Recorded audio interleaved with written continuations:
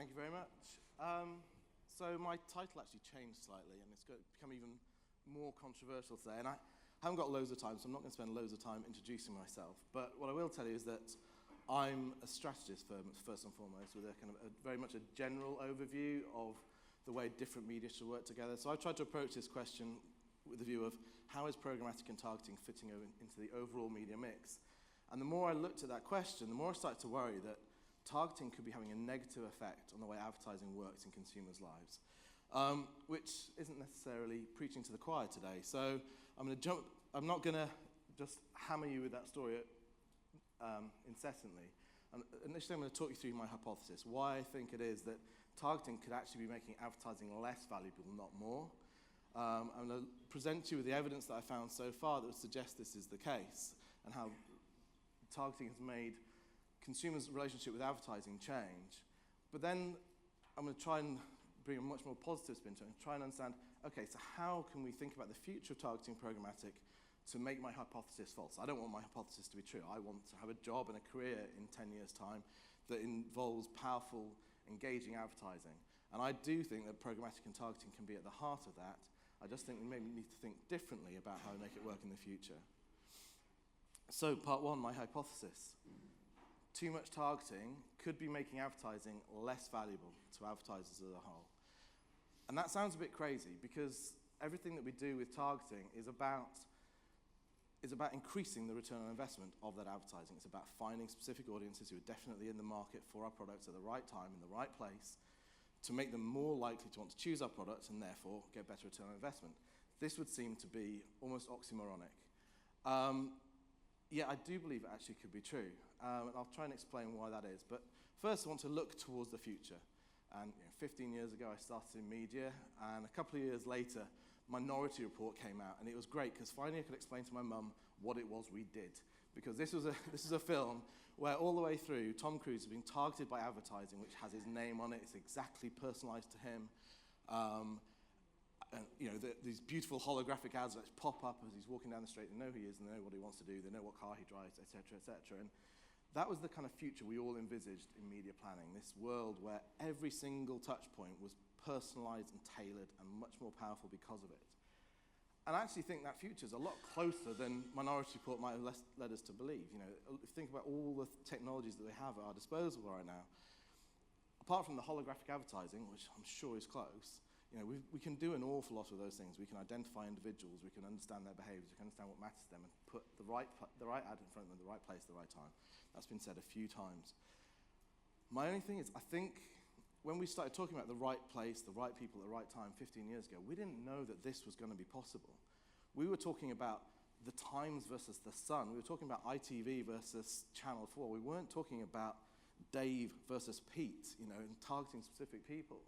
And I don't think we necessarily thought through the ramifications of what this could mean. And so whilst this world of targeting is kind of presumed to be our advertising heaven, there's a potential that it could be our advertising hell. And partly it's because I'm not entirely sure it's advertising at all. And this is kind of a conclusion I've come to whilst writing this talk. So it's been quite a valuable thing for me as well. And I looked at the definition of advertising, and it's the art of practice of calling public attention to one's product, service, or need, etc. And that word public, it's really important. Because if you have a piece of advertising that only speaks to one person, and it's a tailored message exactly to them, and it ignores the rest of the population, can we really say that's public anymore? And if it's not public, is it actually advertising? Or is it another form of paid communication? Is it a form of direct marketing, not advertising? And that matters to me because advertising has a really important role to play. Broadcast advertising has a really important role to play.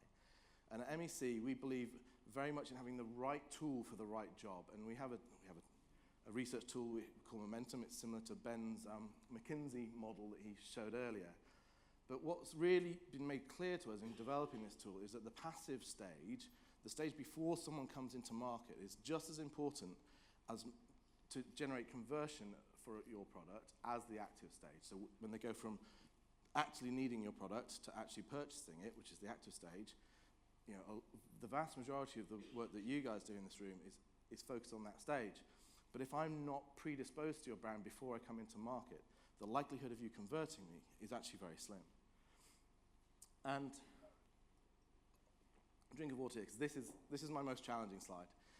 Because this is, and I apologize to anyone who's better at economics than I am, this is based on George Akerlof's Market for Lemons, Nobel Prize-winning research, and I'm about to murder it in about 30 seconds. But essentially the idea is this. I'm in the market for a new car. I'm in Rome. I'm in the market for a new Ferrari, or a used Ferrari. I can't afford a new one. And so I go and find two people who are selling a used Ferrari. And to all intents and purposes, these two Ferraris are identical.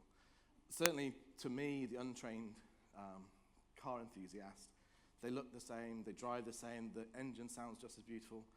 And what I don't know is that one seller has a fundamental flaw in his car that he's able to cover up in the short term, but it's going to break down 100 yards down the road. The other seller has a perfect car. So the first car is a lemon, as George would call it, and the other car is a peach. The problem is I don't know which one's a lemon and which one's a peach. I have a knowledge gap. The seller knows, but I don't know. So that asymmetry of information, that imbalance of information, means that I'm only ever going to be willing to pay the price of a lemon for that car, not the price of a peach. I'm not going to pay full price when there's a 50% chance that this car has got a really bad flaw and it's going to be basically worthless. The problem there is that the owner of the peach isn't going to sell it to me for the price of a lemon. So the peach gets removed from the market, the quality products get removed from the market, no one is incentivized to make better products because they can never generate a premium for it. But that's where advertising comes in. Because if the owner of the peach actually has a car showroom and he's signaling to the world that he has got loads of great cars and he's advertising on TV and spending millions of pounds advertising his car showroom, then I can trust that he's got a wide consumer base of happy customers, he's got a business doing this and he's making money off it. And advertising, irrespective of what he puts in the advertising, the fact that he's willing to do it at all and the fact that he can do it tells me a lot about his business and tells me I can trust him, and therefore I'm more willing to pay the premium that he's charging rather than the guy next door who's just got a lemon. Or as Davis K. and Starr said in '95, it's not so much the claims made by advertisers that are helpful, but the fact that they're willing to spend extravagant sums on it that's informative. This next slide's a weird one. Given that we've talked about wastage a lot, and Ben talked about 50% of your advertising wasted, I'm pretty sure Liam might use the exact same quote. I found this quote, and I can't remember who said this, but actually it's the waste that does the work. It's a controversial statement, I know, but it's the idea that the very fact that you can spend more than you need to on your advertising on a bigger audience than will necessarily buy it tells me that your product is worth buying. And this doesn't. So when this was actual advertising that was targeted to me the other day. I think I must have been on a pensions website previously.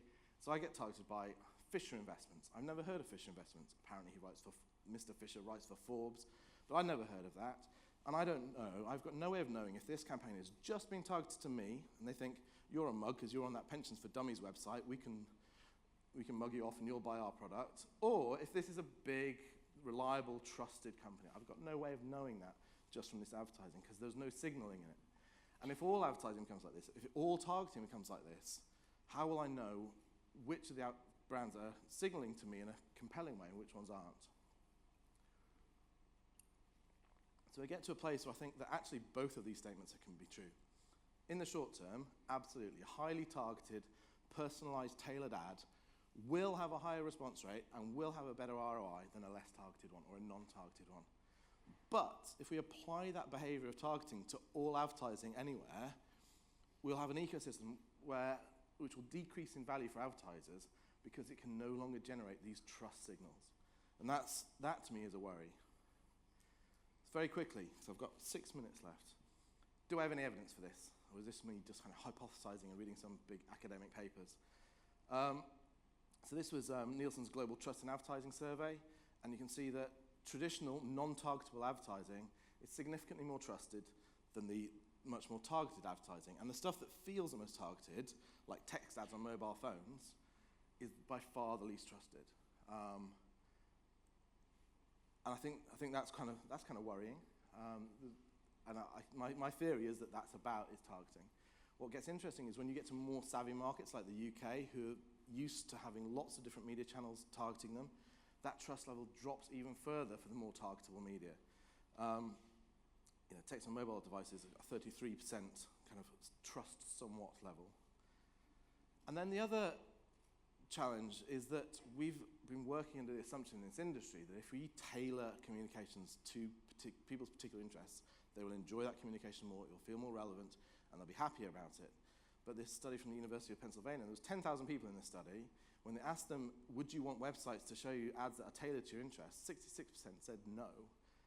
What's slightly more scary is that when you say, if we were to tailor those ads based on your website traffic, your website behavior, that 66 goes to 84.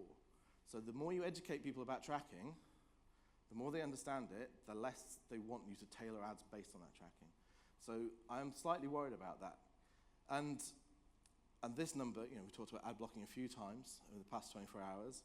And in May 2012, we put the EU cookie law into practice, so every single website had to start telling people that cookies were being placed on them, and they had to start understanding what that meant.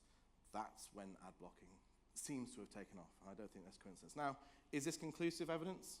I don't know. Is it conclusive proof? Maybe not, but I think it's quite compelling circumstantial evidence that we need to think very carefully about what targeting is doing to our relationship with our consumers. So what? I love this industry. I love how innovative it is. I love that we've created some of these media miracles that's enabled us to have this minority report style world. I think that's brilliant. And I want it to be around in 15 and 20 years' time, doing creative things, really engaging consumers and really being valuable. But I think we need to think differently about how we do that. So I don't think it's all doom and gloom. You're probably thinking, thanks, Dan. Come here, we're all programmatic specialists. All we do is targeting. You tell me it's not worth doing. That's not what I think. The fact is broadcast advertising is still very inefficient at timing and context. It doesn't know when I'm going to be ready to buy, and it can't deliver me ads contextually in a way that reflects the interest I'm investigating at that point. So, yes, there might be the odd automotive TV show that I can put a BMW brand in. Yes, there might be, a technology show that I can put the new iPhone in. But the vast majority of toothpaste and washing up liquid manufacturers advertising Coronation Street and the X Factor, and there's very little contextual relevance there. It's just an audience. You guys and programmatic technologies and the publishers here have much better ways of engaging with consumers than that. So I think you've got a huge amount that you can be doing with that targeting. And the fact is some kind of targeting is absolutely essential. If we don't target people effectively with our finite budgets, we'll end up trying to sell ice to the Eskimos.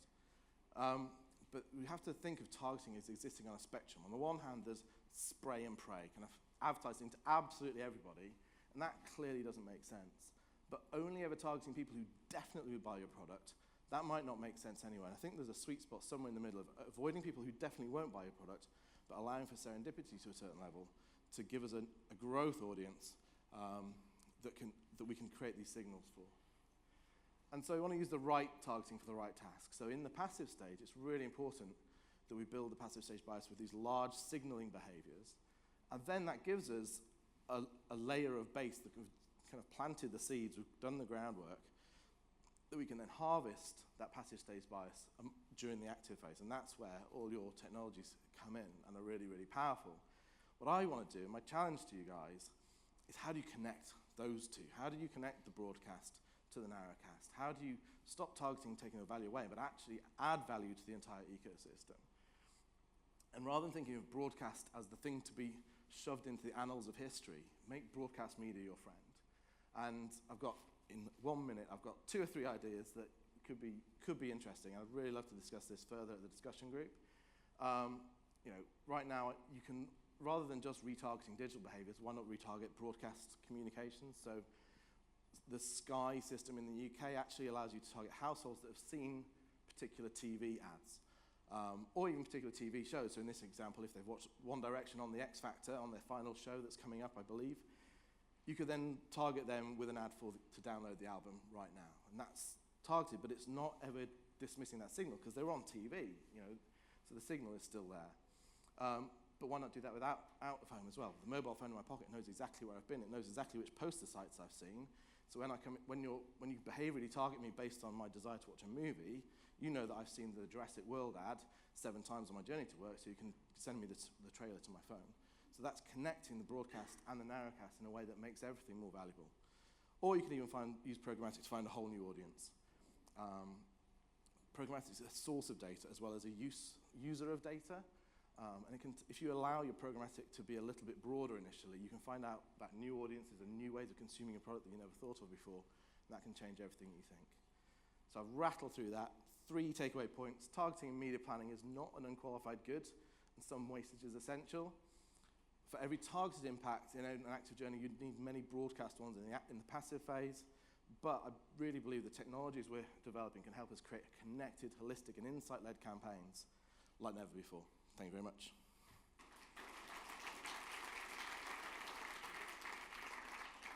Cool. Thanks, Dan. So what's an example of bad targeting from your... I mean, I think a lot of people go to sort of aggressive retargeting. But what's one you think that is bad targeting? I mean, Ben came up with lots of lovely examples earlier this morning, and I'm not sure I can beat his. But for me, bad targeting is targeting me with a product I've never heard of. So in the broadcast space, so I kind of feel like online banner-led advertising for products I've never heard of will never ever cut through. For me, good targeting is targeting people who are already predisposed to your product, and then helping convert them, helping nudge them along the journey, rather than just kind of coming in cold. Yes, it's equivalent of knocking on their door at home, kind of going, yeah, I see you've got a battered old car parked outside. I've got a new one for you. It's that kind of mentality. If someone actually did that in your house, you'd be pretty upset about that. And that's kind of what we're doing. If we just go in cold with targeting without any broadcast, that's problematic for me. Yeah, I think in real life, retargeting would be pretty scary if you walked into a store, walked out, and they just kept popping up from behind bushes. I want to open up the floor to questions. Anyone? Yep. When you talk about broadcast, how much of that do you mean as TV, and how much do you mean as other mass media? I think mass media. So out of home's a great broadcast medium. Press is great broadcast media. It allows you to be a little bit more defined about your target audience, while still actually hitting millions of people with one ad. And so you can pick your content and your mindset without targeting individuals. Radio is a great broadcast medium. It doesn't give off quite the same signals as TV because it's a lot cheaper to run radio, and people know that. But at least it says this person's in the public domain. Basically, most traditional media that are non-targetable have a broadcast element to them. Could you use digital in that way as well, online in that way? I would love to use digital in that way. I think you can when you do things like homepage takeovers of YouTube. You know, that kind of feels like a broadcast behavior when you're hitting millions of people on a given day.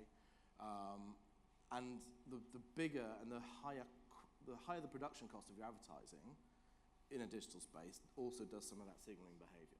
So if it's a tiny little box which has just got text in it, that costs basically zero, and consumers know that. But, you know, interestingly, on that trust scale, online video was the most trusted of all the online ones, because there's a signal in making a video, which is we had the money to make a really good video. And so that can possibly supplant, we had the media budget to buy everybody with, we just made a brilliant ad. And sometimes you can connect the two. We did some stuff on AE where there's a buffer face campaign last year, at the beginning of this year, which has Kevin Bacon wandering around, people all staring at their phones. And then we had about 10 different versions on Facebook based on the way that people used their mobile phones. So we kind of connected the broadcast to the narrowcast. But doing that actually makes it signals even bigger, because suddenly you're seeing 7 different executions of the same TV ad. That says, you know, we're serious about our message. Okay, cool. Dan, thank you so much. Thank you. Appreciate it.